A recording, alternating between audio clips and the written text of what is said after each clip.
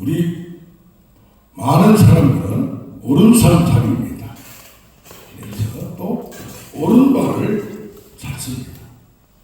그런데 왼손잡이가 요새 많아졌어요. 왼발도 잡습니다. 특히 손흥민 선수는 오른발이나 왼발이나 아무거나 잘 쳤었어요. 그래서 우리는 편견에 사로잡혀서 오른손이 유대나라 우리나라나 상이 있고 오른손은 더럽다, 안 좋다, 그런 인식이 강합니다. 성경에도 오직 하나님만 사랑하라 그랬어요. 그러니까 예수님만 믿어야 구원받는 배타성이 있습니다. 그러다 보니까 교파도 많아요.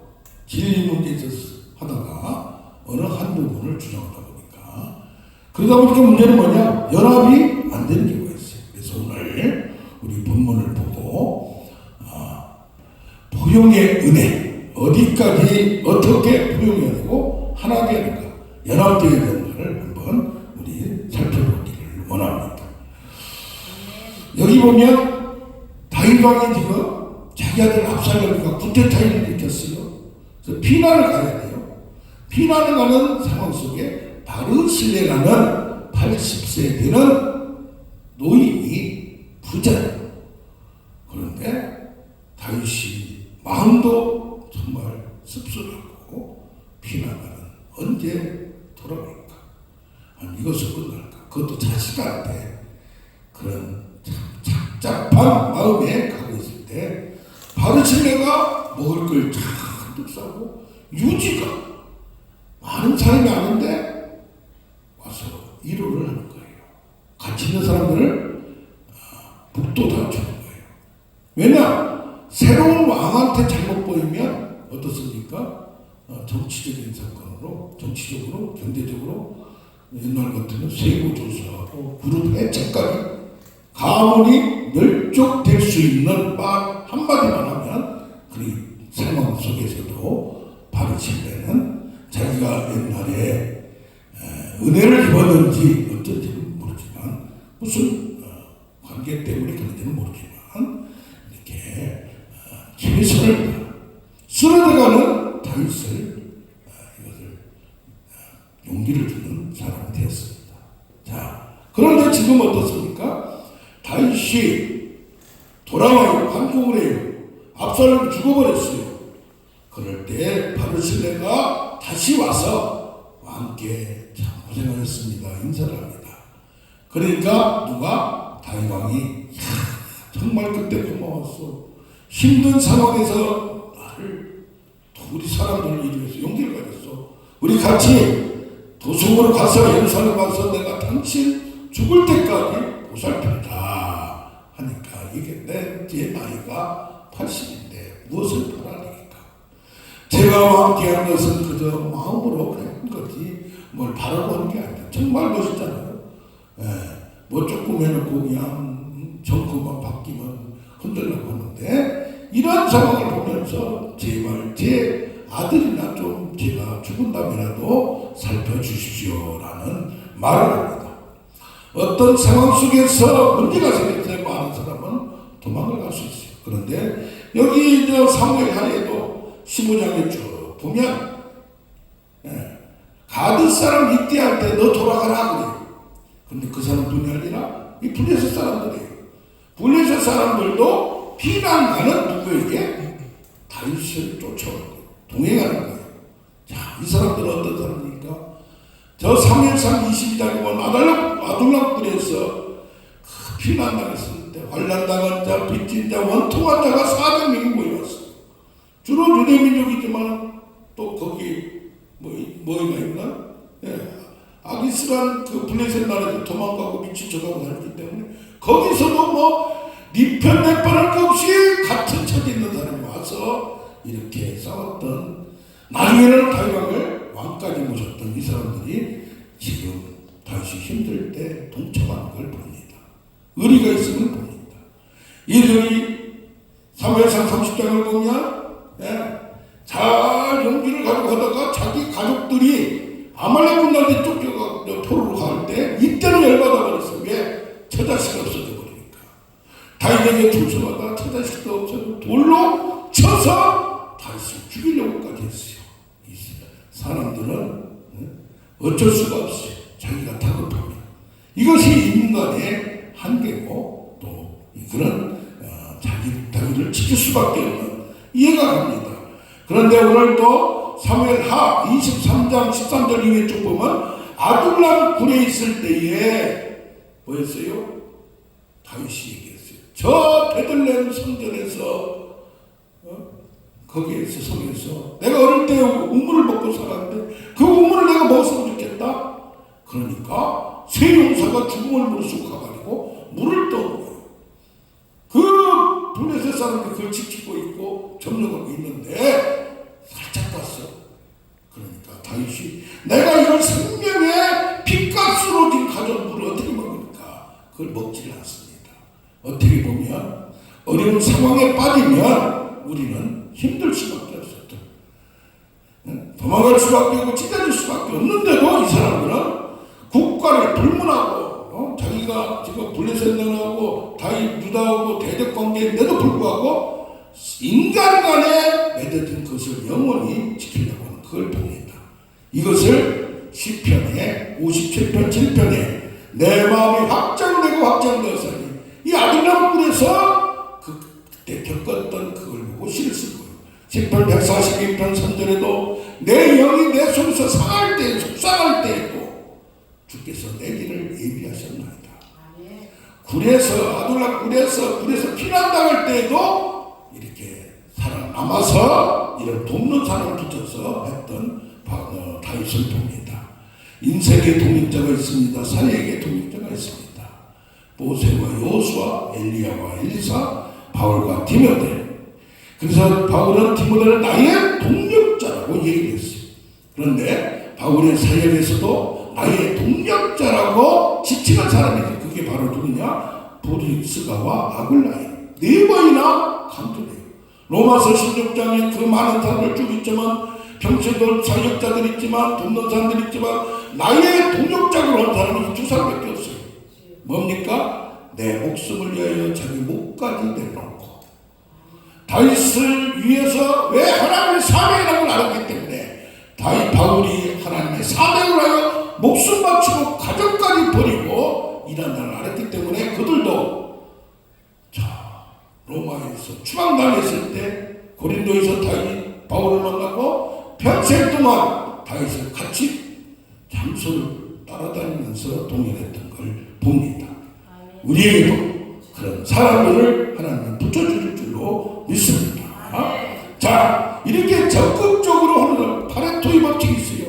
전체 중에 80% 20%가 적극적으로 이렇게 따라올 수 있어요. 어느 조직이나. 그럼 사람이 많아지면 더 충성사람이 많아지면 더겠구나. 그게 아니에요. 조직이라는 그 체계가 그렇게 되어 있잖아요. 이걸 조사해보니까 20%가 충성을 좋아하더라고요. 아멘? 그래서 어느 조직이는 20%가 되어서 더 열성적으로 일하는 하나님. 이 하나님은 누굴 통해서 일해요? 조직을 통해서 하나님 백성들 연합을 통해서 일해요. 네. 혼자 독불장군으로 한다는 게 할 수가 없는 거예요. 네. 어느 큰 행사를 하더라도 집회를 하더라도 벤니, 조슈아, 안드레스, 큰 집회를 하더라도 본캐, 몇백 명이 모이더라도 자기 혼자 하는 거예요. 자기 혼자 하는 게 아니에요. 할렐루야! 세상도 그렇듯이 우리 하나님의 사역도 이렇게 공동체로 하는 걸 봅니다. 자, 두 번째는 조직 간의 갈등에 문제가 있을 수 있어요. 여기도 보면 19장에 나오는 거 보면 그 전에 9장을 보면 다윗이 모든 걸 평정한 다음에 야, 사울의 집에 남아있는 살아있는 사람이 있느냐? 내가 요나단하고 3번이나 맹세를 했는데 후손까지 지키기로 맹세를 했는데 있느냐 하니까 아니시라는 요나단의 아들 무비보셋이 있습니다. 그런데 어떻게 잘못해서 다리를 절고 있습니다. 다리가 불편합니다. 그러니까 누구로 말미암아? 요나단으로 말미암아 우리가 예수로 말미암아 구원을 얻었지. 그럼 요나단의 집만 줘야 되는데 사울에 있는 재산을 다 주겠다고 무비 보셋을 주면서 내 왕의 상에서 음식을 먹어라. 이건 뭡니까? 왕의 아들로 권세를 주는 겁니다. 세상 사람이 밥을 같이 날마다 먹는다는 게 얼마나 대단합니까? 그럴 때 21장 사무엘하를 보면 옛날에 기본 족속이 여호수아가 와서 기본 족속과 언약을 화치는 게 됐어요. 같은 민족은 아니지만 편입해서 도와주고 보호하고 그래서 한참 동안 이렇게 몇 병을 내려왔는데 그런데 이 사울이 충성원이라고 그 사울 왕과 그 측근들이 가족들이 기브온 족속을 학살을 해버렸습니다. 그러다 보니까 하나님이 3년간 기근을 주었습니다. 그럴 때에 다시 기도하다가 이걸 발견하고 어떻게 해야 되겠냐 기브온 족속한테 물어보니까 사울의 후손 7명을 내주시오. 그럼 내가 원한을 그걸로 싹 끝내버립니다. 그래서 7명을 추렸어요. 그때에 무비 보셋은 다윗 왕이 보호한 걸 끝까지 책임진 걸 보입니다. 그럼 다른 자녀들을 내줘서 그 대가를 치르겠습니다. 그런데 이 무비 보셋에 누가 있었느냐? 시종이 있었어요. 시종. 무슨 시종? 사울의 시종. 사울의 시종이 누구를 모든 일을 맡아서 관리인으로 이 무비 보셋을 충성을 하는데 지금 다윗이 뭐 할 때 피난 갈 때 이 시바 혼자만 오는 거예요. 와가지고 얘기를 하는 거예요. 저 무비 보셋이 지금 다윗 왕께서 피난 가니까 이때 내가 사울의 집을 세우고 구테타를 해야 된다고 이렇게 말을 합니다. 거짓말을 했어요. 다윗 왕께 잘 보이려고. 그러다 보니까 갔다 이제 돌아올 때 다시 이 시바가 와서 아약을 들고 영접을 합니다. 나중에 무비보셋을 만나보다 너는 왜 없지? 내가 그렇게 은총을 베풀고 내 상에서 먹게까지 했는데 그렇게 싸가지 없이 배신하느냐? 하니까 아닙니다. 시바가 거짓말을 했습니다. 그러니 그럴 때에 그러면 지난번에는 네가 하도 싸가지가 없어서 네 재산 다 걔한테 줬는데 니네 둘이 반군을 해라. 그런 얘기. 그러니까 무비보셋이 얘기합니다. 다 그 시종을 주시죠. 나는 발톱도 깎지 아니하고 수염도 깎지 아니하고 옷도 삼겹살 주면서 우리 다윗 왕님께서 돌아오실 때까지 기도하며 이렇게 했나이다. 이게 뭐예요? 조직 내에서 다윗 왕에게 잘 보이려고 자기들끼리 찍고 뽑고 서는 거예요. 조직이다 보니까 갈등이 일어날 수 있고 충성 경쟁을 하는 거예요. 이게 잘 되고 나온 거예요. 이제 농공을 이렇게 나누는 데에 그런 갈등이 또 있을 수 있어요. 그래서 조직은 이게 전체는 하나의 공동체 천국이 이루어서 하나가 되어야 되는데 사회나 교육 공동체나 이런 것이 없을 수가 있다는 얘기예요. 그래서 뭡니까? 다윗 왕은 이것도 저것도 다 좋은 마음에 너무 극성을 부린다 그러니까 갈등을 무마해서 반절로 나누라는 거예요.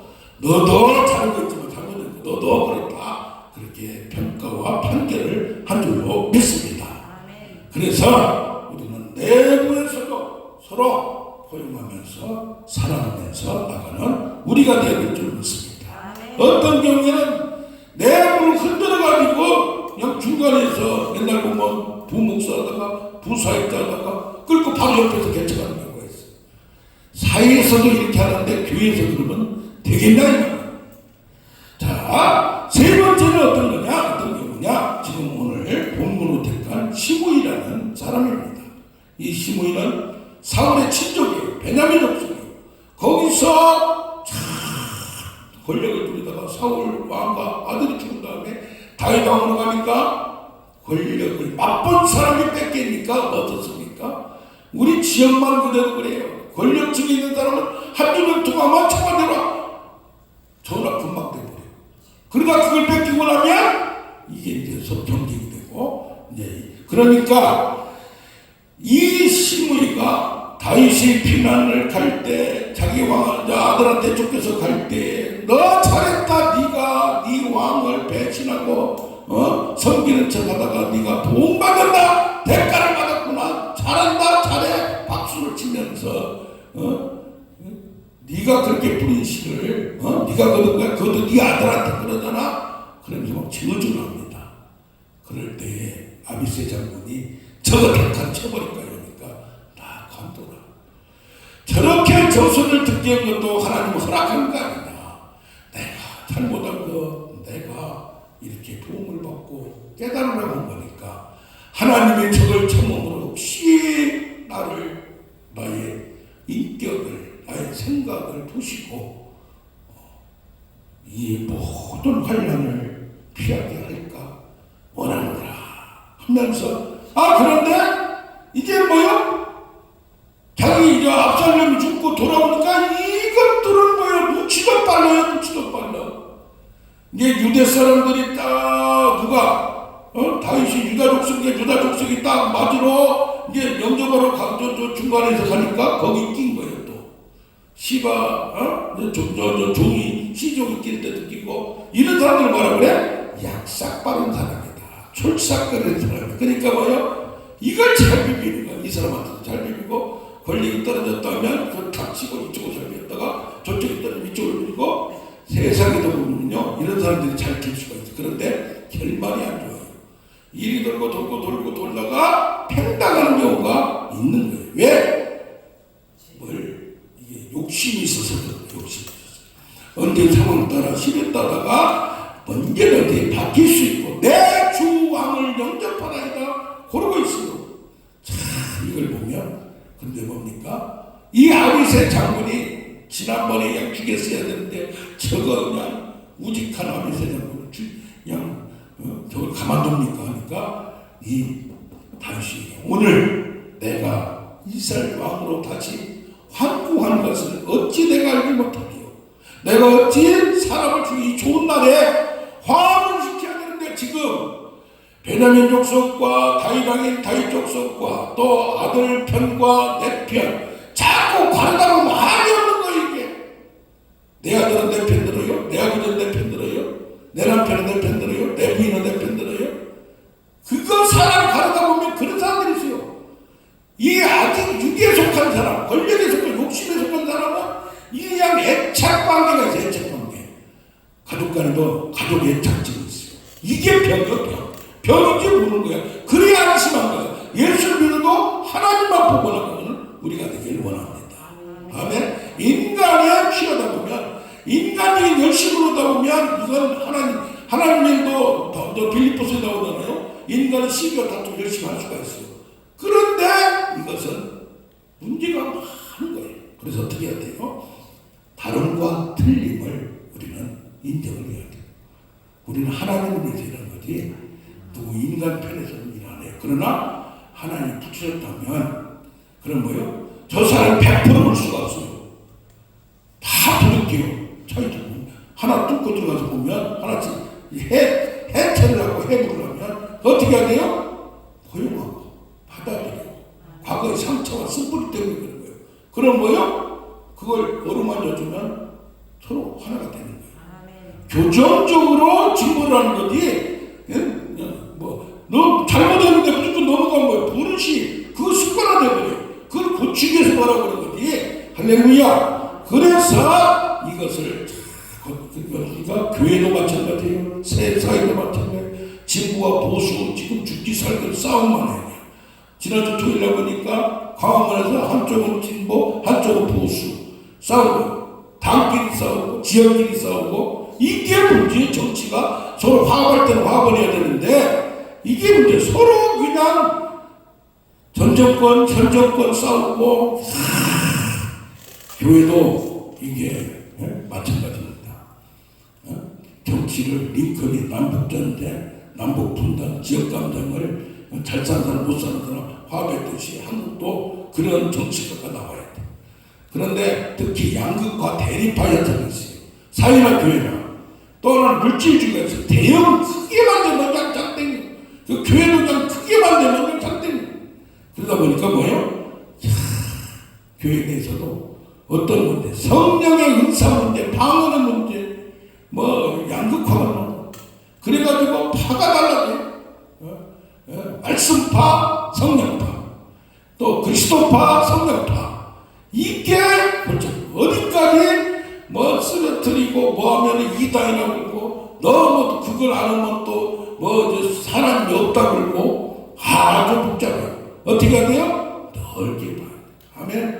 이것도 인정하고 이거 한 사람이 다 잘할 수는 없어요. 그러나 너무 이쪽을 폄하고 이쪽을 한쪽에 빠지는 거예요. 그래서 극우국자 기독교 내에서도 이게 성령파가 뭐가 돼요? 은사파가 되고 그쪽으로 너무 빠지고 한쪽으로 또 쭉 빠지고 양쪽으로 다 끝까지 가는 사람이 나타나서 화합을 해야 돼요. 할렐루야.